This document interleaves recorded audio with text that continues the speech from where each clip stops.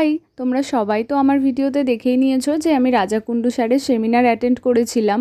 আর এই দিন না আমি বাড়ি থেকে বেরিয়েছিলাম ভোর 4টের সময়। আর জানো, আমার না এই দিন বাড়ি থেকে বেরোনোর কথা ছিল 3টের সময়, কারণ আমি বুঝতে পারছিলাম না যে আমার ওখানে পৌঁছাতে ঠিক কতক্ষণ সময় লাগবে। তো আমি একদম সময়ের আগেই পৌঁছাতে চেয়েছিলাম, মানে আমি আগে গিয়ে বসে থাকবো ঠিক আছে, কিন্তু লেট যেন না হয় সেই মতোই আর কি আমি ভোরবেলায় বেরিয়েছি। আর জানো, আমি এই দিন উঠেছিলাম রাত 2:30-এর সময়। আমি কখনো ভাবিনি যে আমাকে রাত 2:30টার সময় উঠে মেকআপ করতে হবে। তো যাই হোক, তারপর এই যে দেখতেই পাচ্ছ রেডি হয়ে চলে এসেছি। প্রথমে আমাদের উলুবেড়িয়া থেকে ট্রেন ধরে এলাম হাওড়া, তারপর ওখান থেকে বাসে করে পৌঁছে গেলাম হলদিরাম।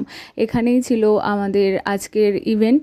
তো এই যে আমার বর, ও আমাকে দিতে এসেছিল।